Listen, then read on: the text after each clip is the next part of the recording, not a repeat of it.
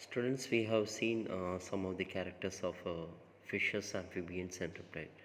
Let us compare some of the characters so that it will be easy for you to write as a points. So, as I said, habitat, the character habitat, fishes are aquatic, amphibians are mostly terrestrial and aquatic, and reptiles, of course, they are terrestrial, mostly they are terrestrial. And exoskeleton, of course, the outer covering of the body is slimy scales are present in the form of fishes, where different scales are seen like ctenoid and cycloid scale. But amphibian lacks a kind of scale because their outer covering is very moisture and very smooth. And in the case of reptile, it is dry and scaly. By the dry and scaly only, the identifications of the reptiles are mostly done. As far as respiratory organs are concerned, fishes are having a gills. Gills is the main respiratory organ of fishes. In the amphibian, it is mostly by all the kind of organ, gills, lungs, as well as the skin. Reptiles mostly by the lungs.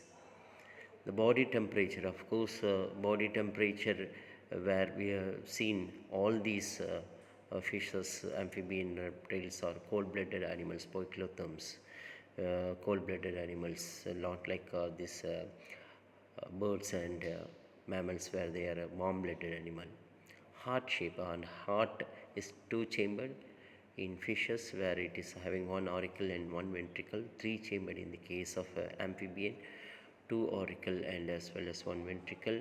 And in the case of reptile also it is three-chambered, and where the ventricle is incomplete. And locomotory organs, mostly by the fins. The movement is by fins, movement by limbs in the case of amphibian, and in the case of reptiles, limbs but absent in snakes, mostly by limbs but it is absent in snake. Other many characters are there. So simple, when we are talking about each and every organs like sense organ, respiratory organs, and everywhere the changes are there. Other important is body is streamlined in the case of um, fishes, where they are oviparous in most of the cases. And in the frog, amphibian, we are seeing they have webbed feet. Egg are laid in water, and larval or aquatic forms. In the case of reptiles, they are oviparous and some are viviparous. Example, lizards and snake, and development mostly by externals. Of course, not only that, when we are going other than character, when we are discussing about each and every differences, it is very easily we can understand. Here, in the case of fishes, the fins are playing the most important role, and the accessory respiratory organ is also very good in fishes. But when you are coming to the frog and amphibian, their parental care is very good, and the parental care is mostly similar to the birds where we are seeing in the amphibian.